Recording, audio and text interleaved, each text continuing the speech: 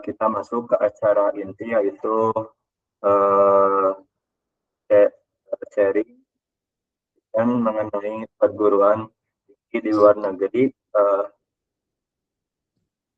Di luar negeri lebih tempo.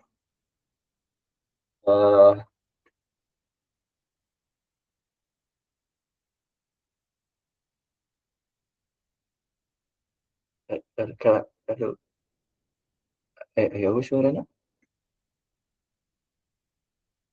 perguruan tinggi di luar negeri lebih tepatnya di negara Maroko, yaitu yang akan langsung disampaikan kepada Al-Ustadz Muhammad Ibrahim. Kepadanya saya persilahkan. Oke, terima kasih Mas Fakih. Ini langsung saya mulai ya, aman ya? Ya Ustadz. Ya, baik. Selamat siang teman-teman waktu Maroko dan juga selamat malam teman-teman di Indonesia. Assalamualaikum warahmatullahi wabarakatuh.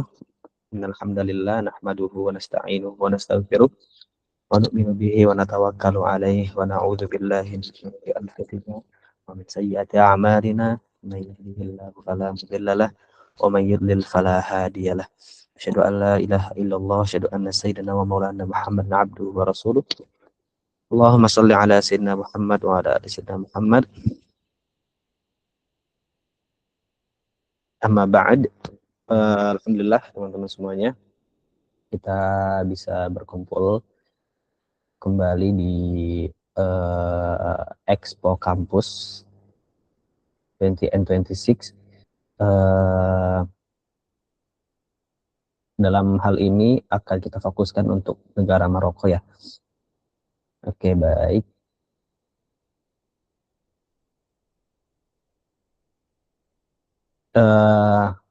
Sebelum itu, yang saya hormati Panitia Expo Campus 2026, Forum Silaturahmi Alumni Pesantren Persis 27, kemudian juga para santri Angkatan Zelkova, serta seluruh alumni dari Angkatan Ederil, Profsian, Diraksa, dan Lysander.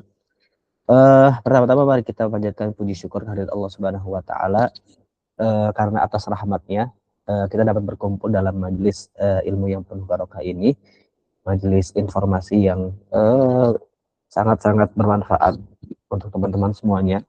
Salat serta salam semoga tercurahkan kepada junjungan kita Nabi Muhammad SAW yang telah membimbing umatnya dari kegelapan menuju cahaya ilmu. Acara pada malam hari ini waktu Indonesia Barat adalah sharing perguruan tinggi di Maroko. Saya diundang untuk berbagi pengalaman dan informasi seputar studi di negeri Maghribi, atau kita sebut negeri Maroko. Negeri Maghribi ini artinya barat ya, karena di ujung barat Afrika. Kalau misalkan kita lihat di maps itu seberangnya Spanyol, seberangnya Gibraltar Spanyol. Nah, itu lebih dekat lebih dekat dibanding Merak ke Bakauheni. Nah, di sini ini berdasarkan pengalaman pribadi saya juga, dan juga saya akan merujuk pada buku panduan Al-Munabi yang diterbitkan oleh Perhimpunan Pelajar Indonesia di Maroko. Oke.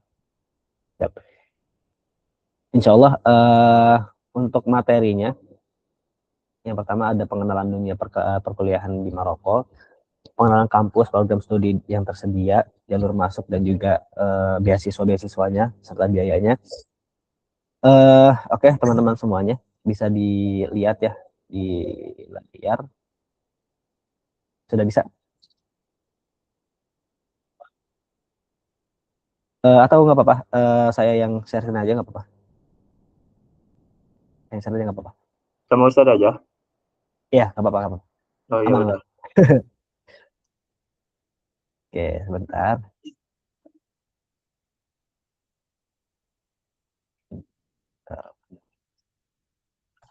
Masuk. Hmm.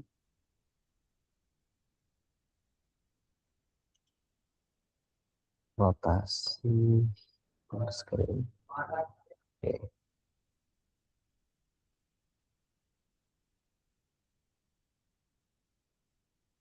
Ini terlihat ya? Terlihat jelas?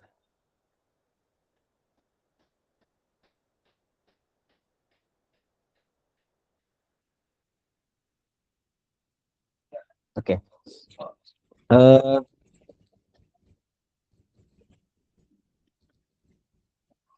Eh, buku ini diterbitkan baru untuk tahun 2025 dan 2026 sebagai panduan. Kita bahas yang pertama sekilas tentang Maroko. Sekilas tentang Maroko, posisi geografis Maroko terletak di ujung utara bagian barat benua Afrika, membentang luas dari utara berbatasan dengan Laut Mediterania dan dari barat oleh Samudra Atlantik dengan garis pantai yang panjangnya lebih dari 3.000 km. Jadi di sebelah kirinya itu Maroko itu udah Samudra Atlantik, dan di sebelah utaranya itu adalah Eropa. Nah, kemudian awalnya Maroko itu disebut dengan nama Marrakesh. Ya. Ini dibangun 17 Masehi. Kemudian bahasa Arab informal kata Marrakesh ini masih digunakan juga sampai saat ini untuk menyebut keseluruhan wilayah seperti bagian Fes, bagian bagian atas. Jadi dulu itu Maroko ini disebut dengan Marrakesh. Walaupun sekarang Marrakesh itu adalah nama kota di Maroko. Nah, kemudian cuaca dan musim. Untuk Maroko ini dikenal dengan negara 4 musim. Jadi sini ada musim dingin, kemudian juga musim dingin, musim semi, musim panas, dan musim gugur. Nah, biasanya di musim dingin ini akan turun salju. Nah, ini sepanjang 4 bulan jangka waktunya. Oke, kemudian zona waktu. Zona waktu Maroko ini GMT plus 1, jadi kurang lebih 7 jam, maaf, 6 jam perbedaan waktu Indonesia dan di Maroko. Ya, kalau misalkan Maroko sekarang jam berapa ini? Sekarang jam 2 lewat 22, di Indonesia jam 8 lewat 22. Oke, kemudian populasi ini sekitaran 40 juta. Sekarang udah naik 40 jutaan. Kemudian juga sistem pemerintahan Maroko ini monarki, kerajaan, dan masih berkelanjutan. Sekarang ini dinasti Alawiyin, ya, dinasti Alawiyin. Jadi ketika dinasti Utsmaniyah di Turki sana memegang kekuasaan, di Maroko ini mereka ada dinasti lokal, ya. Mereka ada dinasti lokal, ada dinasti Mulhidin, dinasti Muwahhidin, kemudian juga dinasti Murabitin, kemudian dinasti Sa'adiyah, sekarang dinasti Alawiyin. Oke.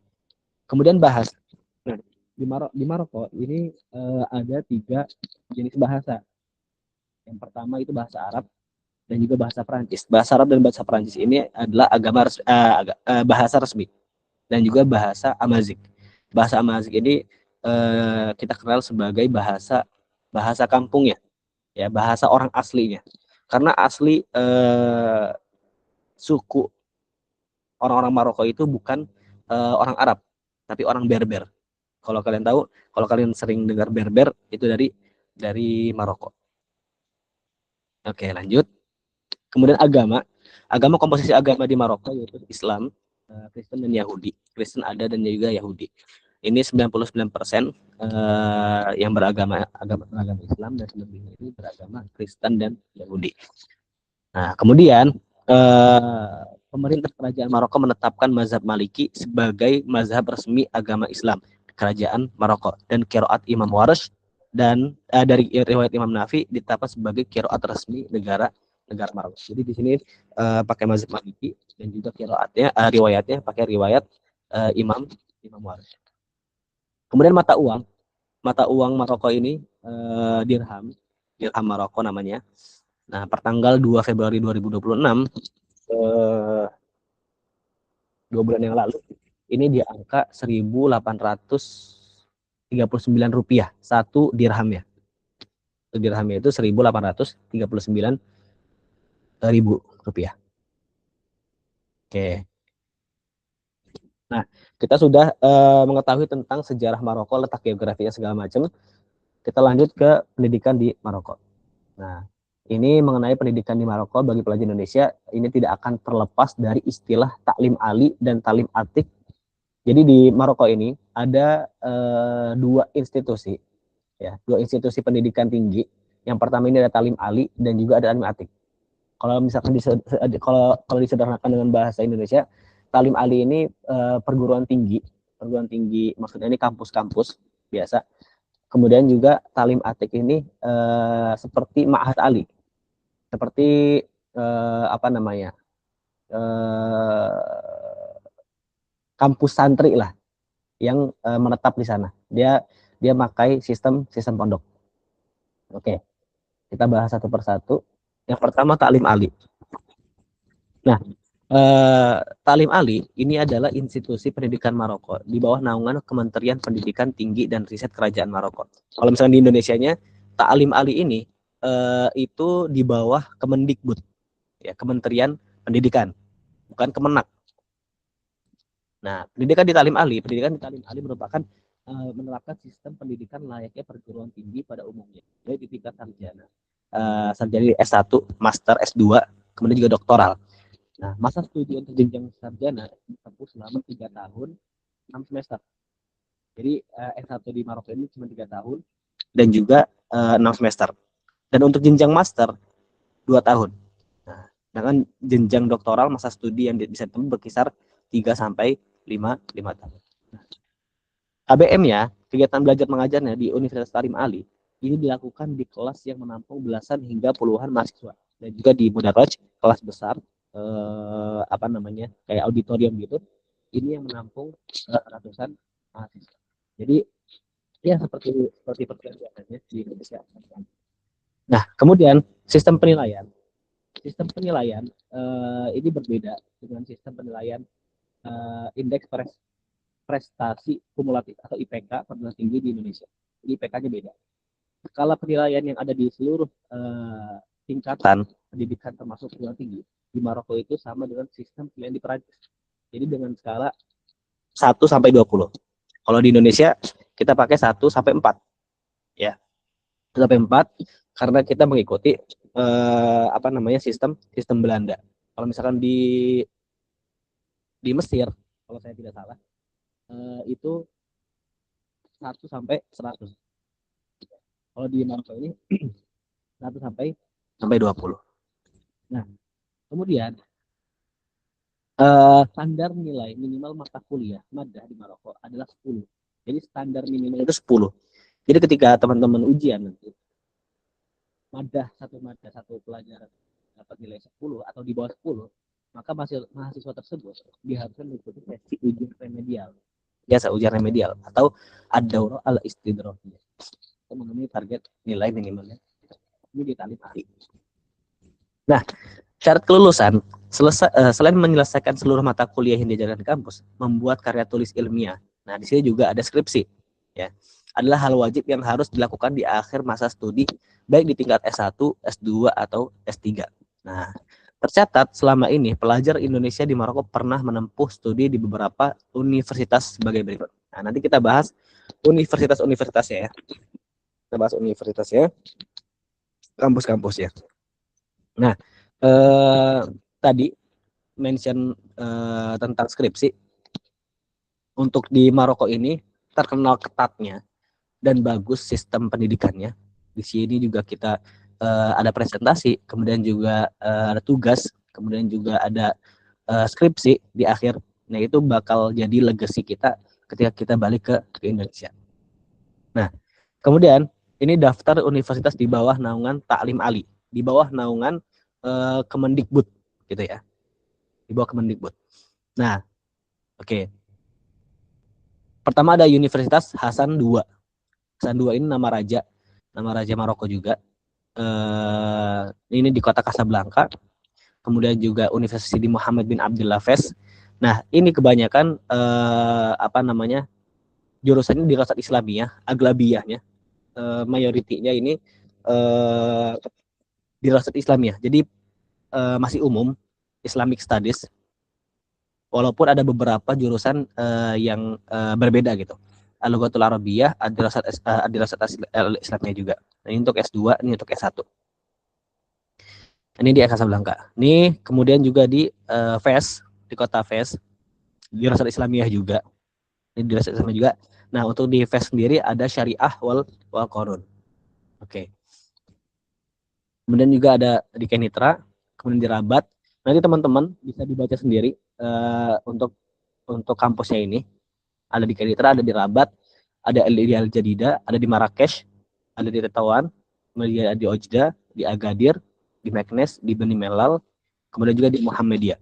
Nah, ini kampus-kampus ya. Untuk kampus-kampusnya seperti ini. Jadi bangunan Maroko juga itu terstruktur, rapi. Kalau misalkan teman-teman ke Maroko, itu sudah merasakan, kalau dibilang secara lebaynya ya, itu sudah merasakan vibes-nya Eropa. Karena memang terstruktur bangunannya dan juga banyak dan banyak turis yang lalu lalang ke sini karena gerbangnya Eropa di bagian barat langsung ke Spanyol, langsung ke Prancis segala macam. Dan juga Maroko ini kan juga bekas jajahan Prancis. Jadi masih ada beberapa Prancis dan Spanyol, beberapa peninggalan Prancis dan Spanyol. Oke, itu di Talim Ali. Ini di Talim Atik. Nah, Talim Atik ini merupakan institusi pendidikan berbasis agama Islam di bawah naungan Kementerian Wakaf dan Urusan Keislaman Kerajaan Maroko. Atau yang bisa kita sebut di Indonesia adalah Kemenaknya. Jadi ada Kemendikbud, ada Kemenak. Nah, ini Talim Atik. Nah, Talim Atik ini menerapkan sistem pendidikan full day school. Nah, yang KBM-nya, kegiatan belajar mengajarnya intensif sejak pagi hingga sore. Nah, layaknya model pendidikan pesantren di Indonesia. Bedanya Talim Ali sama Talim Atik. Talim Ali yang di Kemendikbud ini bisa dibilang 3 hari dalam seminggu atau 3 atau 4 hari dalam seminggu. Dan itu cuman ya 2 jam dalam satu matkul, 2 jam. Kalau misalkan ada di satu hari itu ada 2 matkul, berarti 4 jam. Ya. Nah, itu berbeda-beda jadwal masuknya. Oke. Nah, adapun tingkatan pendidikan di Talim Atik itu ada I'dadi, ini tingkat SMP. Kemudian juga ada Tsanawi, tingkat SMA, adapun ada Nihai, ini tingkat S1. Nah, masing-masing tingkatan pendidikan di Talim Atik ditempuh selama 3 tahun sampai saat ini. Institusi Talim Atik belum menyediakan jenjang S2 dan juga S3. Oke, ini pendidikan di Talim Atik. Nah, kemudian ini contohnya ya. Contohnya ada muqarrar yang dipelajarinya, maqasid syariah, kemudian hadis, ada sirah nabawiyah, ada ilmu qiraat. Hadis ini lebih ke al-muwatta Imam Malik, kemudian juga segala macam. Nanti tinggal dilihat aja. Nah, selain yang disebutkan di atas, ada beberapa pelajaran seperti ilmu hadis, balago, nahwu sharaf, mantik, bahasa Inggris dan bahasa Prancis, dan i'lamiyat atau TIK. Kemudian sistem penilaiannya. Nah, sistem penilaiannya sama kayak Talim Atik, sama kayak Talim Ali. Memiliki skala dari 1 sampai 20. Nah, syarat kelulusan selain menyelesaikan seluruh mata kuliah yang diajarkan, membuat karya tulisan ilmiah adalah hal wajib yang harus dilakukan di akhir masa studi di Talim Atik. Jadi di Talim Atik itu juga harus nulis skripsi, ya, nulis bahas. Setelah menyelesaikan karya tulis ilmiah, pelajar Talim Atik wajib melaksanakan imtihan watoni, ujian nasional. Jadi ada UN-nya.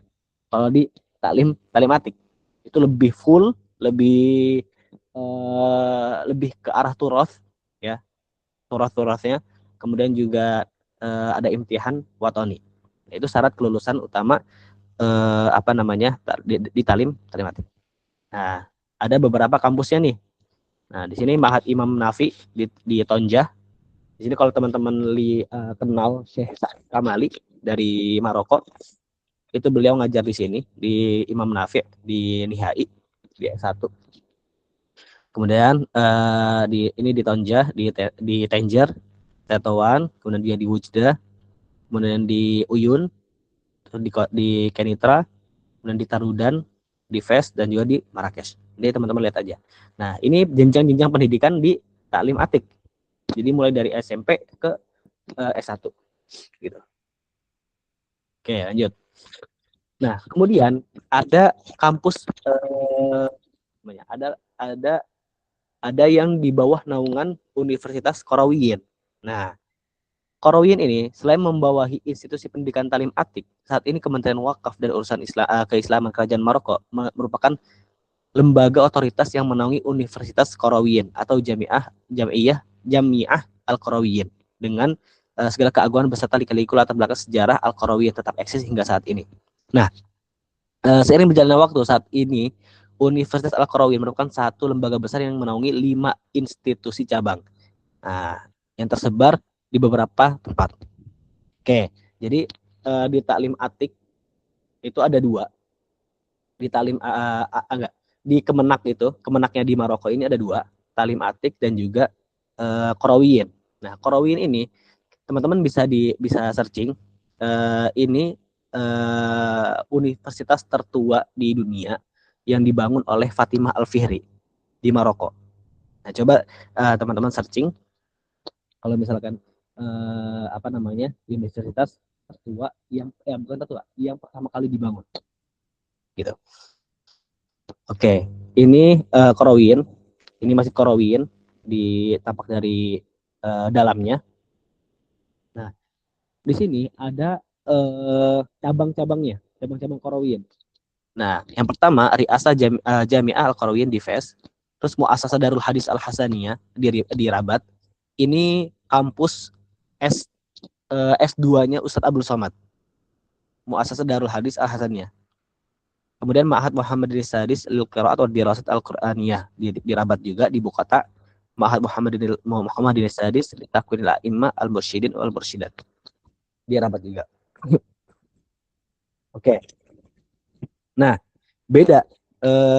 Kan tadi di Kemenak itu ada Talim Atik dan juga ada Qarawiyyin. Nah, di Qarawiyyin biasanya S1 itu 4 tahun. Kemudian juga S2 itu 3 tahun, kemudian S3 itu 3 sampai 5 tahun. Nah, ini cabang-cabangnya Institut Kaderisasi Imam. Ini imam atau ulama Muhammad 6. Muhammad 6 ini raja sekarang Maroko. Kemudian juga ada Institut Ilmu Qiraat. Kemudian juga Jami Al-Qarawiyyin, masa studinya 3 tahun.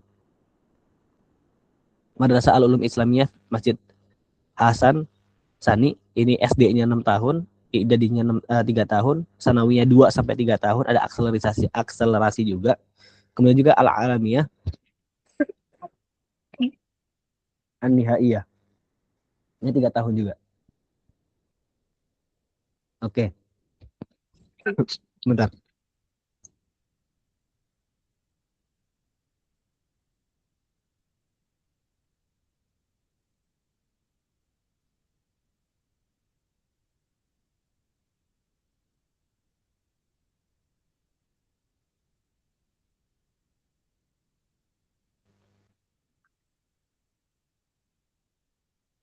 Oke.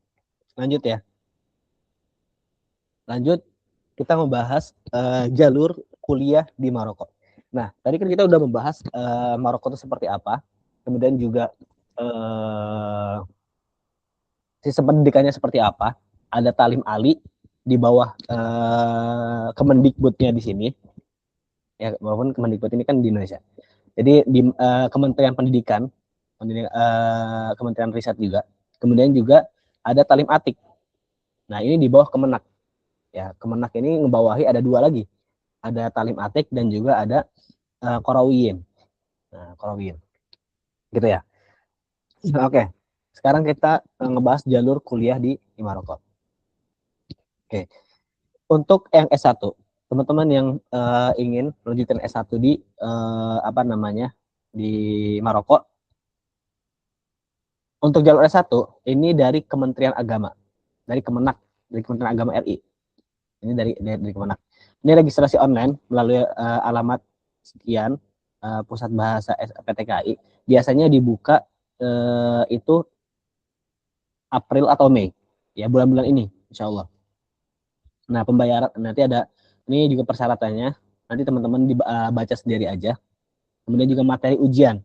Nah, yang materi ujian ini, ujian tulis menggunakan format TOEFL dan menggunakan CBT. Nah, kalau misalkan TOEFL ini kayaknya enggak, ini pakai format TOEFL-nya ya, bukan kita harus punya sertifikat TOEFL. Menggunakan CBT. Kemudian ini ada 50 soal pilihan ganda dengan durasi 45 menit. Jadi nanti ada seleksi berkas, kemudian juga ada seleksi ujian tulis. Nah, ujian tulis ini nanti biasanya kita daftar ke UIN terdekat, Universitas Islam Indonesia Negeri terdekat. Jadi misalkan saya orang Jakarta, saya daftar ketika itu di UIN Jakarta. Jadi saya datang ke Jakarta, nanti di situ dilakukan tes tulis. Nah, namun di 2023 kemarin itu kita melakukan secara online pakai laptop masing-masing CBT. Nah, nanti itu bakal dikasih tahu lah teman-teman ketika nanti daftar di Kementerian Agama ini. Oke, mengenai apa aja? Pertama, mufradat, yaitu kemampuan memahami kosakata bahasa Arab. Simple, mudah insya Allah. Terus qawaidul lughah, ini gramatikal bahasa Arabnya, nahwu sorofiyah dan balaghahnya. Kemudian juga fahmul makro, kemampuan memahami teks bahasa Arab. Jadi nanti ada teks bahasa Arab, nanti teman-teman suruh baca dan suruh dijelasin. Kemudian ujian lisan, ini wawancara. Wawancara menggunakan bahasa Arab, pengenalan diri segala macam. Terus qiraatul kutub, membaca kitab kuning.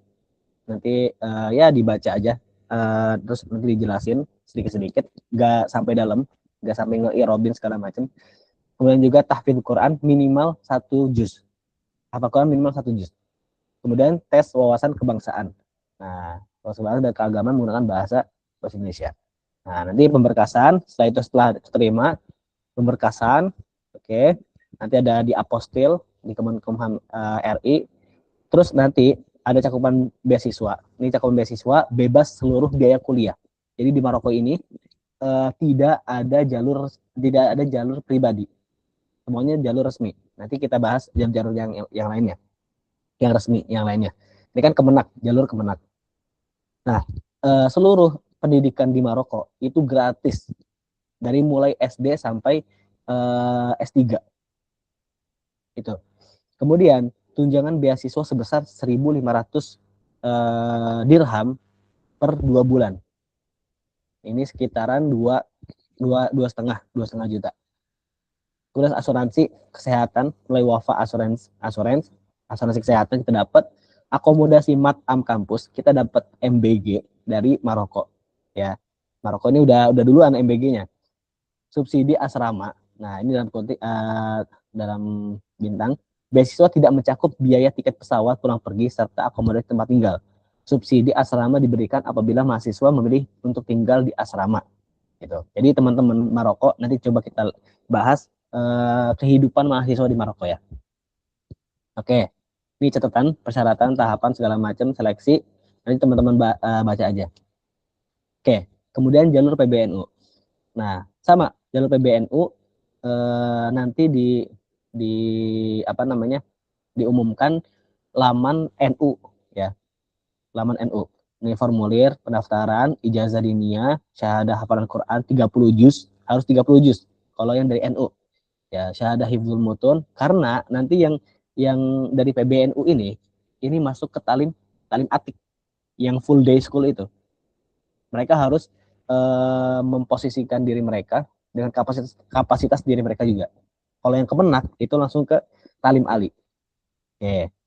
Ini persyaratannya juga kita seleksi, tes wawancara sama ini ilmu syariat, fikih, usul fik, hadis, ilmu hadis.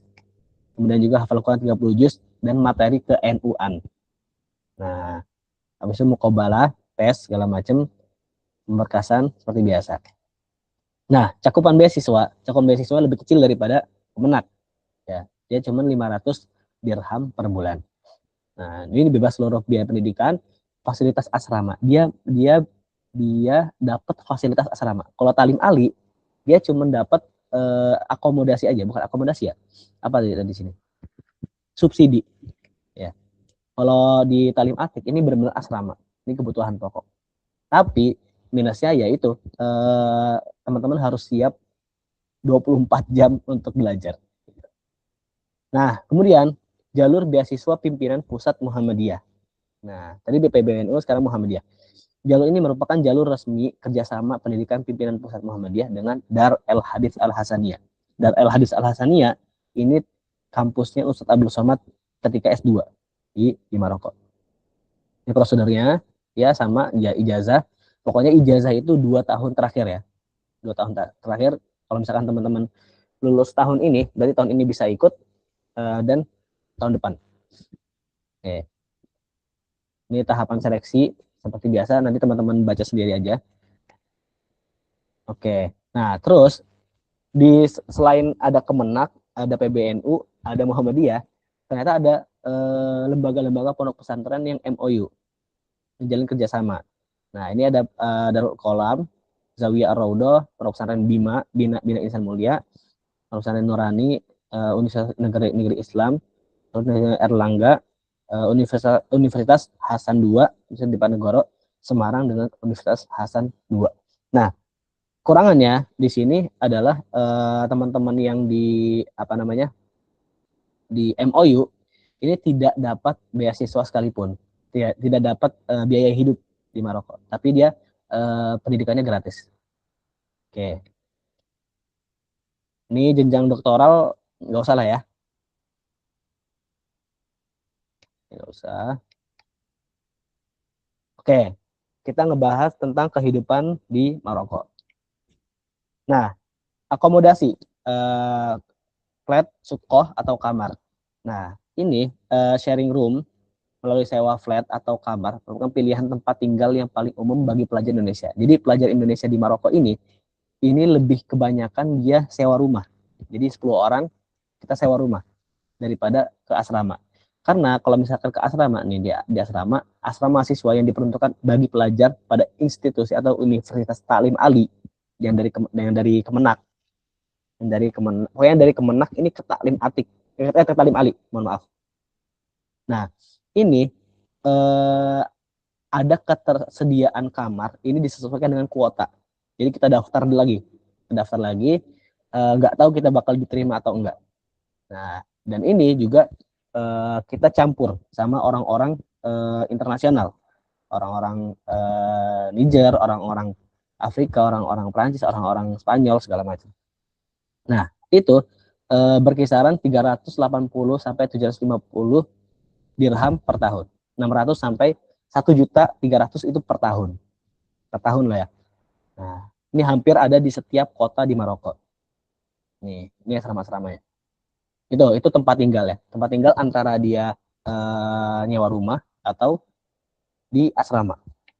Tapi kebanyakan di rumah. Karena di asrama susah dan orang Indonesia juga pada males untuk daftarnya.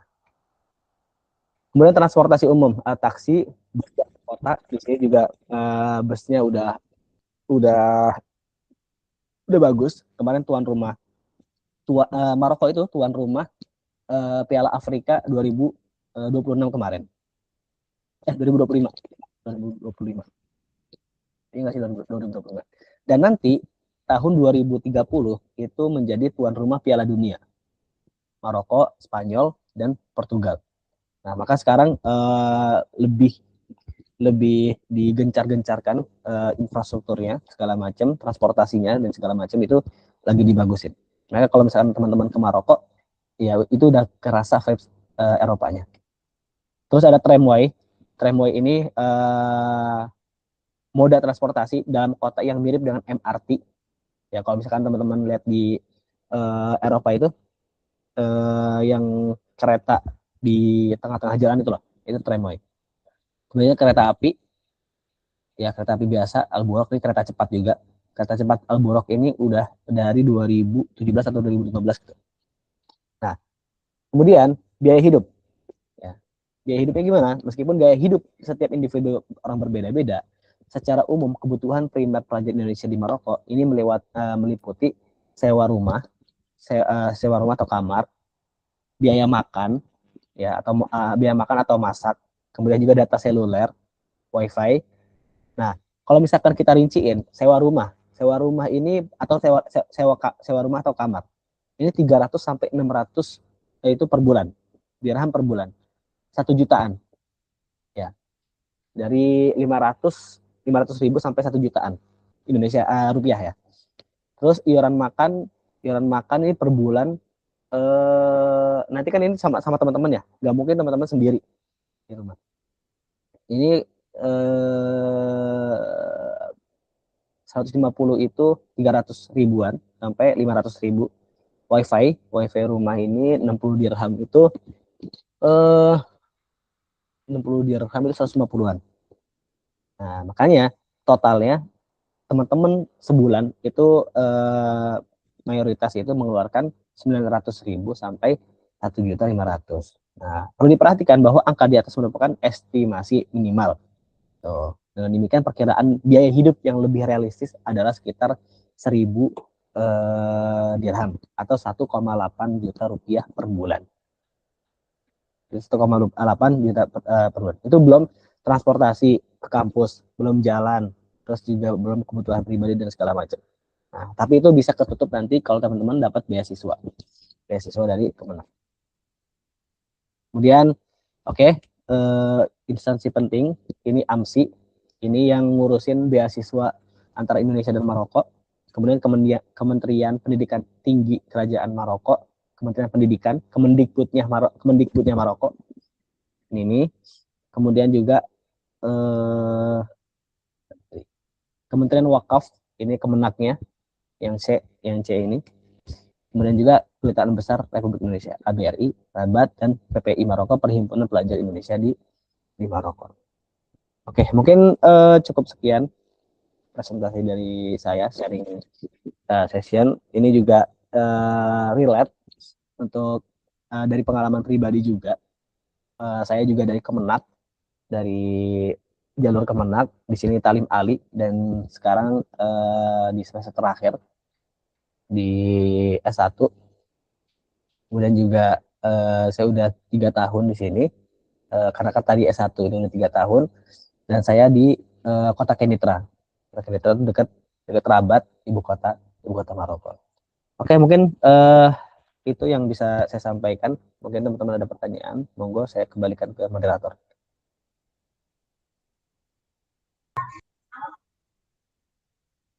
Terima kasih kepada Ustadz Muhammad Ibrahim yang telah menjelaskan dan bercerita tentang pengalaman perkuliahannya di negara Maroko, juga memberikan tutorial bagaimana cara agar kita bisa masuk universitas yang ada di Maroko.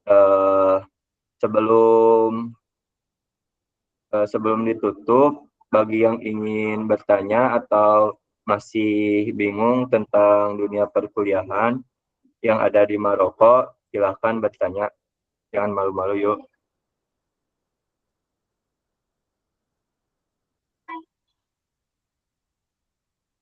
Silakan kepada Riri.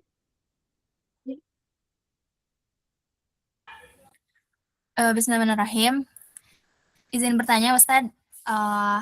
Ustadz waktu dapat info keluar negerinya itu awalnya tuh gimana gitu, sama kenapa Ustadz itu tertarik buat masuk Maroko?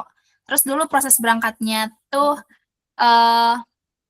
apakah langsung lancar gitu atau kayak Ustadz harus ngelewatin beberapa tantangan dulu kayak gitu? Ya mungkin kayak gitu. Makasih. Mau langsung dijawab atau ditampung dulu? Jawab aja ya. Oke. Awalnya itu kan saya di Pondok Modern, di Darun Najah di Bogor. Kemudian juga dapat info ini dari abang saya di Mesir, di Al Azhar.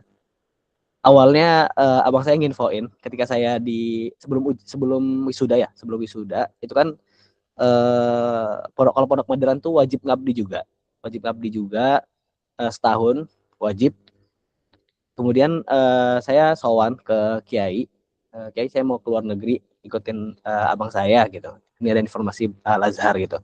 Nah tadinya ke Al Azhar ke Mesir kan. Kemudian ngurusin sama teman-teman segala macem, tertarik ke Al Azhar karena abang saya di sana.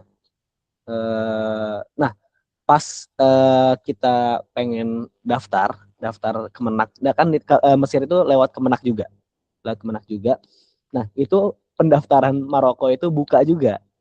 Nah pas dilihat-lihat, wah Maroko juga bagus, dan juga dua sayap keilmuan Islam itu ada di timur dan barat, Masyariqah dan Maghoribah. Ya kita tahu sejarah Andalusia kayak gimana, kemudian juga sejarahnya Maghoribah kayak gimana, Masyariqah timur itu kayak gimana. Nah itu yang membuat saya tertarik gitu. Wah Maroko ini bagus juga, apalagi pas dilihat-lihat ada saljunya, kemudian juga 4 musim, kemudian juga dekat Spanyol, kita bisa liburan ke sana gitu. Walaupun paspor hijau kita, paspor Indonesia ini kita lemah, jadi nggak gampang untuk masuk ke Eropa gitu. Nah dari situlah kayak kemudian juga belajarnya itu cuma 3 tahun S1, dan juga full beasiswa gitu, pokoknya dari yang Kemenak ini full beasiswa, jadi nggak ada yang reguler. Dan insya Allah ujiannya itu mudah, dan alhamdulillah saya one shot sekali coba, alhamdulillah langsung keterima. Nah di situ bingung, tadinya di Al Azhar itu kan saya juga keterima di Pusiba itu, kemudian juga di Maroko ini juga keterima kan. Terus saya bingung kan, saya sowan ke guru saya, ke orang tua segala macam, minta arahan. Ya udah, karena abangmu di Mesir, kamu ngambil di Maroko. Maroko tuh aman segala macam. Kemudian juga orang mahasiswa Indonesia lebih sedikit, kamu bisa explore lebih jauh, dan juga lebih lebih meluaskan cakrawala, dan juga meluaskan jejaring networking kita juga, timbang ya udah kalau misalkan ke Mesir tuh banyak orang segala macam. Ini tanpa merendahkan Mesir juga ya, udah banyak mahasiswa lah gitu yang sering kita dengar juga.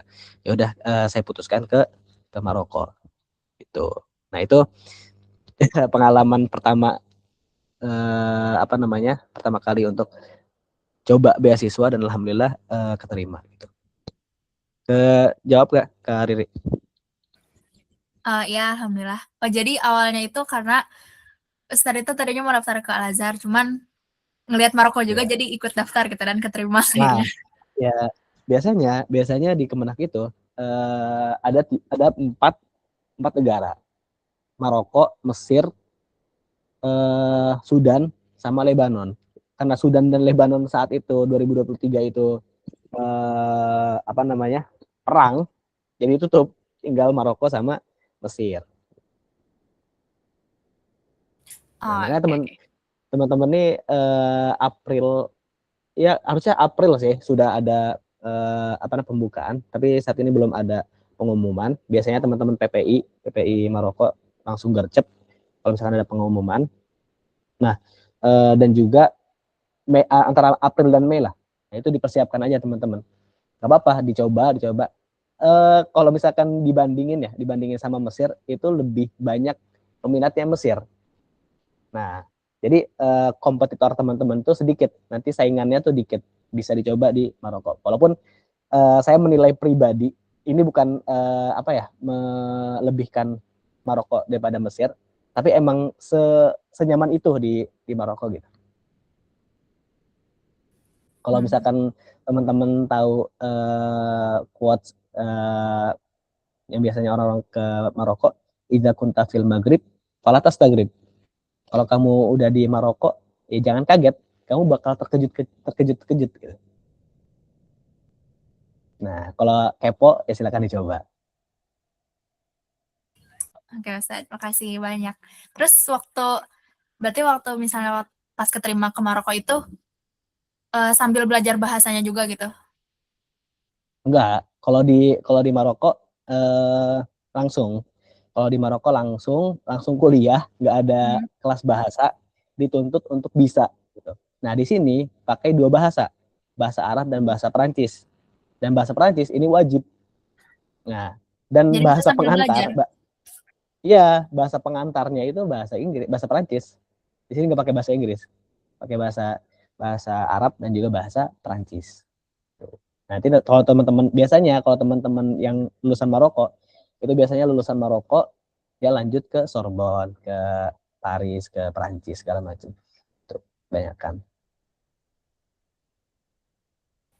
Ya, Tuh. makasih Ustaz. Yang perlu Jazakallah. disiapkan ya, yang perlu disiapkan untuk pendaftaran yaitu aja bahasa Arab, nahwu sorofnya, baca kitabnya, hafalan Quran 1 juz, kemudian juga kemampuan pemahaman tentang kebangsaan. Biasanya ditanya tentang toleransi, tentang moderasi beragama gitu.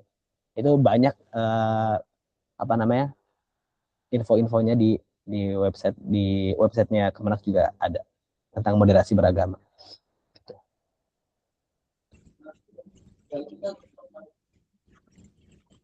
Oke? Oke Ustaz, makasih banyak. Jazakumullah khair. Oh iya.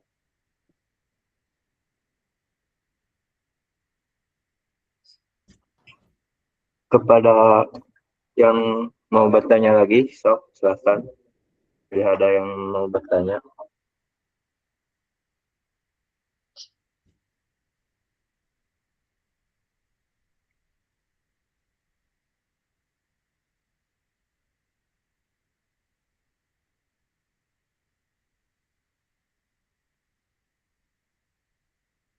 Gimana, ada yang mau bertanya?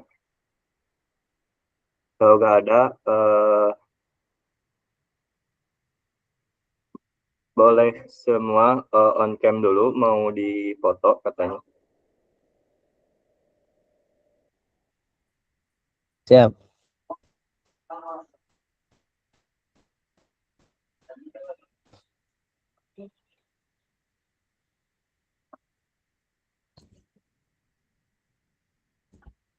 Boleh on cam dulu.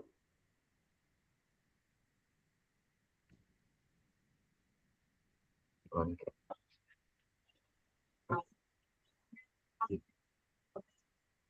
1, 2, 3.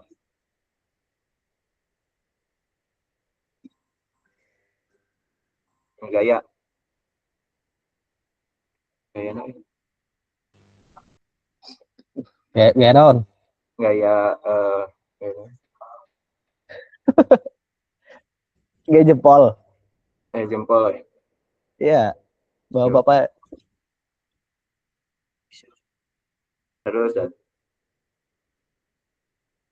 1, 2, 3.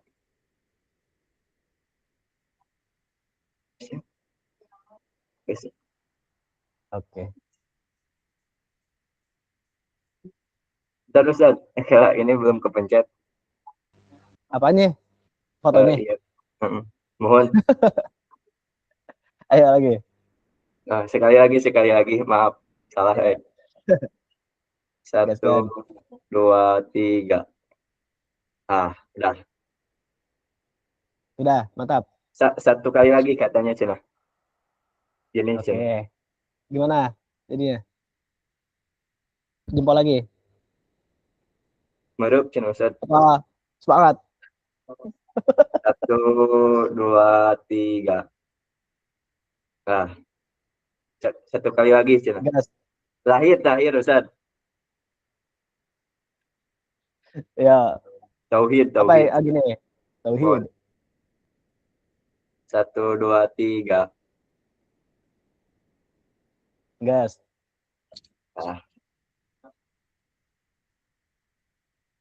Udah, nggak ada yang mau bertanya lagi. Kalau nggak ada yang mau bertanya lagi, mungkin mau ditutup ini. Ya, boleh. Silakan ditutup, Mas Fakri. Mungkin sekian acara Expo kali ini. mengenai perkuliahan di luar negeri, khususnya di negara Maroko. Terima kasih kepada Ustadz Muhammad Ibrahim karena sudah menyempatkan waktunya, kemudian memberikan penjelasan mengenai dunia perkuliahan di negara Maroko. Semoga apa yang tadi Ustadz Ibrahim sampaikan bisa menjadi pahala jariah bagi beliau. Ditutup mungkin segitu yang dapat saya sampaikan. Mohon maaf jika ada banyak kesalahan. Ditutup dengan doa. Rabbana atina fid dunya hasanah wa fil akhirati hasanah wa qina adzabannar. Assalamualaikum warahmatullahi wabarakatuh. Terima kasih Ustaz. Izin live ya. Ya. Ya. Mas Sami. Ya, Assalamualaikum.